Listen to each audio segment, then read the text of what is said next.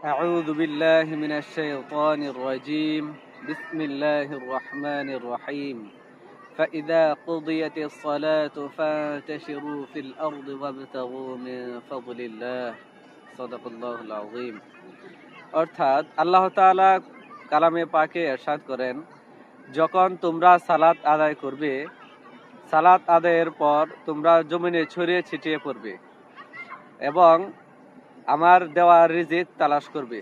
ওয়াবতাগু মিন ফাদলিল্লাহ, আল্লাহ তাআলার অনুগ্রহ তালাশ করবে, অর্থাৎ রিজিক তালাশ করবে।